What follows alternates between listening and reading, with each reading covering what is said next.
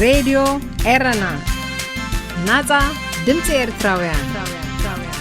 راديو إيرنا نازا دمتي إرتراويان سلام أبروح أنكربان أوشت هاجرن وطان كوينكم نمدبات راديو إيرنا أتكتاتلو سخبركم سمعتنا نايلوم صوني 10 شوعة تطري كل التشحن إسران كلتن فنواري دي إيرنا كموترو بزينا يجمر فلما أرستاتو إثيوبيا كاب نقداو على أقواب مسرازة 64 مئتاويت قربتن فريات قربتن نسدد كل أحكم زيكالة تقاليتو أفنيا منقس صومال بستخايدلو رئيسات لتاو مدقعتي قوسيلو هاجرات وشمت عرب تعو حبراوي وتهدراو لمد يكايدا هذه إذاعة إرنا هنا إذاعة إرنا الدولية ألا توزينا مسكينات تجراي تتححزو أمريكان إثيوبيا كاب قرص نصا زخونه سدد زتابع نقداو سم عقوا كسر زامو سنه 64 مئتاويت قربتن فريات قربتن تهاجر كل أحكم زيكاله نمنستر إندستري بمتقاس زر ريبورتر حبيرو منستر ملاكو ألبل كاوت هاجرات نزاتو زيغاتات إثيوبيا أبستدالو ناي وفرن نقدن زته أبزسمو مدره نز 5 قلص اتمنشي أفليتو 78 مئتاويت نايت أب إثيوبيا زفر قربتن كم جاما بورسان كالن زامسله فريات قربتن ناب أمريكا خلا أخمصنحو منستر إندستري كونت تقسه بزحو بأهازغنا أين تصرن نز حلف 10 عامتات إثيوبيا كاب قرص نصا زخونه قربتن فريات قربتن كمو دما علباتات ناب أمريكا خلخمصنحا يفلات منغست إثيوبيا أب تግራይ ዝካየድ ዘሎ ኩናት ብፖለቲካዊ ዘተኸፍተሐን ህጹጽ ሰብኣዊ ረድኤት ብዘይ ዕንቅፋት ናብ ክልል ትግራይ ክበጽሕን ዝርከቦ ነጥብታት ዝሓቆፈ እማመታት ምምሕዳር ባይደን ክቕበል ብዘይ ምኽኣል እዩ ኢትዮጵያ ካብ ንግዳዊ ስምዕ ኣገዋ ተሰሪዛ ዘላ ምስራስ ትስምዕ ካብ ባሕቲ ጥሪ 2022 ኣብ ግብሪ ምስ ወዓለ ድማ ኢትዮጵያ ን64 ሚእታዊት ቆርበትን ፍርያት ቆርበትን ንሰደድ ክትልእኾ ከም ዘይከኣለት ገሊጻ ኣብ 2000 ዓመተ ምህረት ተመስረተ ኣገዋ ኣብ ትሕቲ ሰሃራን ዝርከባ ሃገራት ኣፍሪቃ ወፍርን ቁጠባን ንምዕባይ ክሕግዘን ተባሂሉ ፍርያትን ብዘይ ቀረጽ ናብ ኣሜሪካ ክልእኻ ዘተባብዕ ናይ ንግዲ ስምዕ እዩ ኢትዮጵያ ካብ ዝነጻ ናይ ንግዲ ስምዕ ኣገዋ ዓመታዊ ኣስታት $200 ሚልዮን መኽሰብ ክትረክብ ምጽናሓ ጸብጻባት ንግዲ የመልክቱ ምስራስ ካብ ኣገዋ ተተሓሒዙ ናብ ኣሜሪካ ፍርያትን ናይ ዝልእኻ ትካላት ኢትዮጵያ ኣብ ትሕቲአን ዝጸንሑ ልዕሊ 200,000 ኢትዮጵያውያን ሰራሕተኛታት በዚ ናይ ኣሜሪካ እገዳ ስራሕ ኣልቦ ከይኮኑ ሻቅሎት ፈጢሩ ይርከብ ኣፈኛ መንግስቲ ሶማል መሐመድ ኢብራሂም ሙዓሊሙ ብሰንበት 16 ጥሪ ብዝተኻየደሉ ርእሰ ቅትለታዊ መጥቃዕቲ ከም ዝቆሰለ ማዕከናት ዜና መንግስቲ ኣፍሊጠን ድሕሪ መጥቃዕቲ ኣብ ኣፍደገ መንበሪ ገዛ ተኣፈኛ ብዙሓት ዝወደቑ ሰባት ከም ዝረኣዩ ንዓይኒ መሰኻክር ሓቢሮም ተደጋጋሚ እዋን ፈተና ቅትለት ዝተኻየደሉ መሐመድ ኢብራሂም ሙዓሊሙ ብዓጀብቱ ተሰኒዩ ካብ መንበሪ ገዝኡ ብመኪና እናወፀን ከሎ ተፈንጃሪ ዝዓጠቐ ሰብ እናጎየየ ምስ ተፀጉዐዩ እቲ መጥቃዕቲ ኣጋጢሙ ንሱ ኣብ ሆስፒታል ተዓቂቡ ጽዑቕ ሕክምናዊ ክንክን ይካየደሉ ኣሎ መንግስቲ ሶማል ኣብቲ ኣብ 25 ለካቲት ዝካየድ ምርጫ ኣድሂቡሉ ዘሎ እዋን አልሸባብ ተደጋጋሚ መጥቃዕትታት ኣብ ምክያድ ይርከብ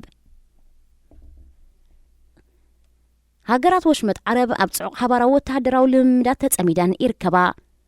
ኣቐዲማ ምስ ግብፅን ዮርዳኖስን በብንጽል ኣብ ቀይሕ ባሕሪ ሓባራዊ ወተሃደራዊ ልምምድ ከተካየድ ዝቐነየት ስዑድ ዓረብ ካብ ቀደም 15 ጥሪ ሒዛ ድማ ምስ ሕቡራት ኢማራት ዓረብ ቀጠርን ባሕሬንን ኣብ ተወሳኺ ወተሃደራዊ ንጥፈታት ተጸሚዳላ እቲ ኣብ ምብራቃዊ ሸነኽ ስዑድ ዓረብ ዝካየድ ዘሎ ሓባራዊ ወተሃደራዊ ልምምድ ሃገራት ወሽመጥ ዓረብ ግብረ መልሲ ናይቲ ኢራን ኣብ ክልማያት ወሽመጥ ከተካየዶ ዝቐነየት ወተሃደራዊ መናወራታት ምዃኑ ተንተንቲ የረድኡ ኣብዚ ኣብ ስዑድ ዓረብ ዝካየድ ዘሎ ሓባራዊ ወተሃደራዊ ልምምድ ሓይልታት ምድሪ ባሕርን ኣየርን ይሳተፉ ምህላዎም እኳ እንተተጠቕሰ ብዝሒ ግና ኣይተገልጸን ሓይልታት ሕቡራት ኢማራት ዓረብ ካብ 9 ክሳብ 14 ጥሪ ጽዑቕ ወተሃደራዊ ልምምድ ድሕሪ ምክያዶም እዮም ናብ ስዑድ ዓረብ ንተወሳኺ ሓባራዊ ወተሃደራዊ ልምምድ ተዋፊሮም ዘለው ኣብ ምጅማርቲ ሓባራዊ ወተሃደራዊ ልምምድ ምክትል ሚኒስተር ውሽጣዊ ጉዳያት ስዑድ ዓረብ ስዒድ ቢን ዓብዱላ አልቃሕታኒ ዝርከብዎም ሰበስልጣን መንግስትን ኣዘዚ ሰራዊትን ከም ዝተረኽቡ ኣገልግሎት ዜና ስዑዲ ጸብጺቡ እቲ ድሕነት ወሽመጥ ዓረብ 3 ዝተሰመየ ንሳልሳይ እዋኑ ዝካየድ ዘሎ ልምምድ ኣብቲ ዞባ ከጋጥም ንዝኽእል ተጻብኦታት ንምምካት ከም መዳለዊ ዝሕግዝ ምዃኑ ስዑዳዊ ጀነራል ሻይ ቢን ሳልም ኣልዋዲኒ ኣብቲ ኣጋጣሚ ገሊጹ እቲ ልምምድ ንክንደይ መዓልቲ ከም ዝጸንሕ ኣይተነጸረን ዝኸበርኩም ሰማዕትና ዜና ኣብ ዝተፈጺሙሎ ሬድዮ ኤረና ናጻ ድምፂ ኤርትራውያን ሬድዮ ኤረና ናጻ ድምፂ ኤርትራውያን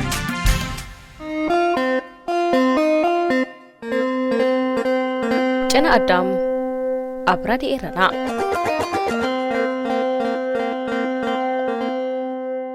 ክብራት ሓተልትና ወይኒ ስሌማኒ ናይ ሎሚ ትሕዝቶ መደብ ጨና አዳም ሲዒቡ ይቐርብ ሰናይ ምክትታል ሬድዮ ኤረና ናጻ ድምፂ ኤርትራውያን ሬድዮ ኤረና ናጻ ድምፂ ኤርትራውያን እተምልኾ ሰብ ወይ መራሒ ጥቂስካ ኣምላኽ ኩስተ ይመስገን ወይ ይባረኽ ኢልካ ክዝረብ ንፈለማ እዋኔ ቅድሚ 3 ዓመታት ኣብቲ ዕርቀ ሰላም ኤርትራን ኢትዮጵያን ንምጽምባል ተባሂሉ እተነግረና ግን እኳ ኢሳያስን ኣብን ክሳብ ካትም ዝበጽሕ ገጸ በረኸት ክለዋወጡን ቅድሚ ኸባ ስጋኻ እናተባሃሉ ብዘብረቕረቕ ፍሽኽታን ውደሳታትን ተፈሲሖም ዘምሰይሉ ኣብ ኣዳራሽ ሚሌኒየም ኣዲስ ኣበባ እዩ።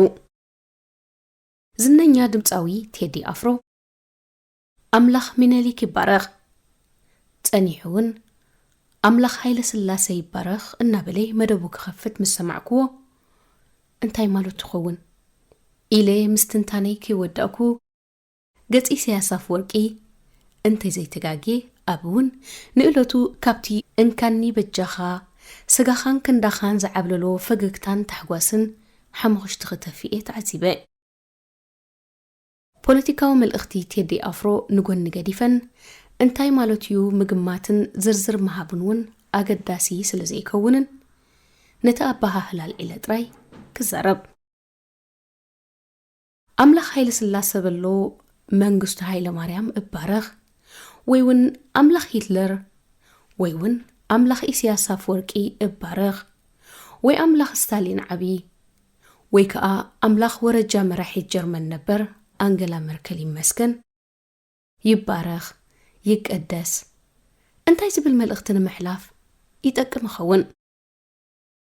ማለተይ እትባሃህላ እንታይ ይትርጉሙ እንታይ ንምባሊ ኸዝቐርብ እዞም ብጽቡቕን ሕማቕን ታሪኽ ዝፍለጡ መራሕቲ ናይ በይኖም ኣምላኽ ድዩ ዘለዎም ኮይኑ ወይስ እቲ ኣምላኽ እትኳ መለኮታዊ ዓብ ሓይሊ ፍጥረት እትኳ ጸላእ ክፉእን ነውርን ነቶም ሲኦል ተሃልሃል ዝብል ዘይታኸስ ሃልሃልታ ዘለዎ ዝመስለና ሲኦል እኳ ዝውሕዶም ኣብ ታሪኽ ዝነበሩን ዘለውን ዓመፀኛታት መራሕቲ ተግባራቶም ባሪኽሎም እዩ ንምባል ዶ ይኸውን መቸም ምስ ዘለኒ ሕፅረት ቋንቋ ኣምሓርኛ ገለ ዘይሓስክዎ ትርጉም እንተዘይሃልይዎ ብርግጽ የሚነሊክ ኣምላክ ይባረክ የኃይለ ስላሴ አምላክ ይባረክ የቴድሮስ አምላክ ይመስገን ክብል እንከሎት ቴዲ ኣፍሮ ከምቲ ገይረ ዝተረዳእክዎ ትርጉም ዝህብ መስለኒ ብዝኾነ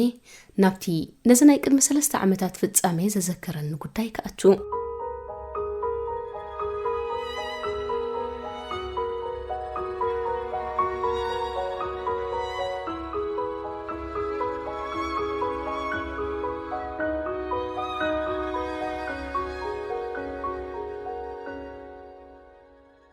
ኣብ ማሕበራዊ ሚድያ እዩ ሓደ ኣብ ፍርቂ ዕድመ 10ታት ዝርከብ ኤርትራዊ መንእሰይ ካብ ሓደ ደቂቕ ኣብ ዝሓፅር ብቪድዮ ሰኒዩ ክሕልፎ ዝደለየ መልእኽቲ ኣምላኽ ኣውራጃ ክስቶ ይባረኽ ብምባል ናይ ሰላምታ ምእተዊ እዩ ከፊቱ ናብ ዝእተዎ ዛዕባ ክሰግር ኮን ይፍኒ እዝነይ ዲሌ ደጊመ ሰሚዐዮ ኣይተጋግኹን ሰላም ኣምላኽ ኣውራጃ ክስቶ ይባረኽ ብምባል ምስቲ ኣብ ምእተዊ ምስ ሰላምታ ዘሰንዮ ምስጋና ዘይተሓሓዝ መልእኽቲ ዝሕልፍ ደጊመ ሰሚዐያ እንዴ ሰሊሰያ ቅድሚ ሕጂ ናብ ዝገበሮ ካልእ መልእኽታት ንምሕላፍ ወይ እውን ናብ ባህልኡ ንምርዳእ ኣብቲ ናቱ ገጻትየ ምፍታሽ ጀሚረ ኩለንተን ካብ ደርሆ ተዓንቂፋ ክሳብ ጠበቕ ተሰርኒቓ ዘርእስቱ ዛዕባታት ኣልዒሉ ዘዳልወን ብምስሉ እተሰነያ ቪድዮታት ነዛ ተመሃሳሊት ምእተዊት እዩ ዝጥቀም ሰላም ኣምላኽ ኣውራጃ ክስቶ ይባረኽ ናብ ርስተይ ከኣቱ ብዙሓት መራሕቲ ሃገራት መራሕቲ ሃይማኖታት عبيت عدن كالوت أملاخ نهاجرنا بارخ كبلو درجة بنفسه كف قانقوا أبي نفسه كف هجرات علم نعزبينا لعل خالوت مرحتقنا زننيان بعل جرمان نبر بريسيدنت أمريكا باراك أوباما God bless America أملاخ نأمريكا يبارخ كبل كله زي مسد فطر يلن إذا مالت جن بزن كندزن هاجراو منفسن ناي حربنيات سمعيتن تدريخو حدوات أنا بلو ويوندمت أو نايجرمن أبدراش تيبو أملاخ هتلر يبارخ كبل نبراي كونن أملاخ نهاجر يبارخ كبل كن مولا علم مس سمعيتو يسمع هاجركا سدرا بيتكا عدخا بيتسب كان فتوتخان كبارو خلكا ممناين متصلاتن سناين قدسن كوينو كاب كالوت كبابيتات مزوخونو دق هاجركا نمتهللاخ نتركا مركي نخالق كتوعلون كم بهلي كاب سعراتن كاب حلمي زي تبرابرو زنبعتن تلقحكا ترجمو زي تفلطو أبهالاتات مدقامجن انتاي زبلخان تنتيو أنصلالي وزلو إذا سبنا زي بلاي كونن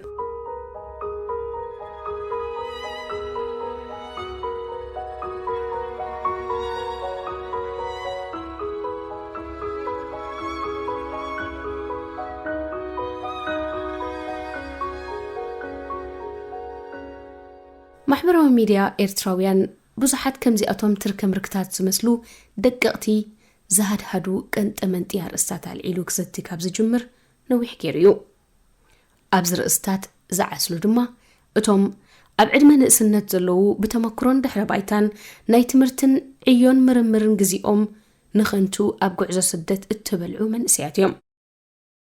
مستي كابن إسنتهم زغنفهم مسناخلات أبتي مزنتاتهم من إسيات كالوت هاجرات زنطفلو قدايات محبراو ميديا ساحتي خاطريهم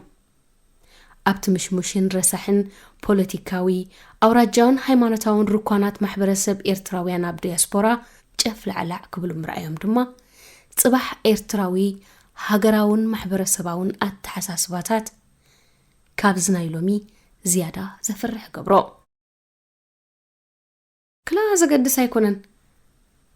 زي حدا عوانات زبلويو زي تبهلو اللوم فتصوم أرستو كخونو زي كبقوم حسرات أرستات قدايات محبراو مراخبيتات مخان حليفهم أرست زينان قداي مراخبي بزحان إرتران كخونو نعزب النونا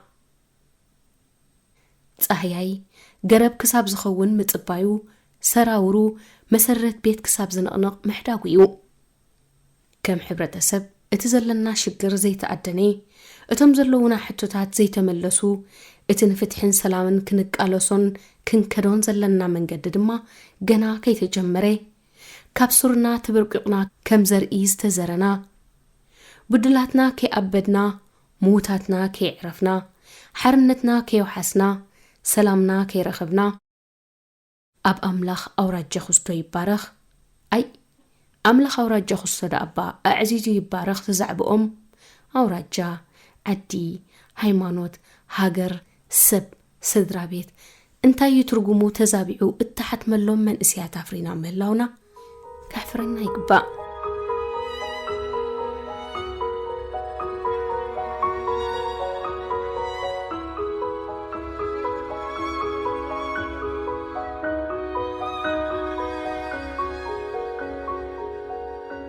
بلو كساب زمت صومن بخال أرستن الرخب أملخ ردي إرنا يبارخيلي كالسنابت تايتريفون نتاني حمسلكم زي لمد يلن حماق جناكوا دحر قروب يلمدن مسؤو ينبرن يمو قاسي كلن تناوي هلاوينا صباح هميموم كابزلكمنا عرمشش قدفات نايلومي دقق رسحاتنا ترنا دا نخيدو إرنا هنا إذاعة إرنا الدولية.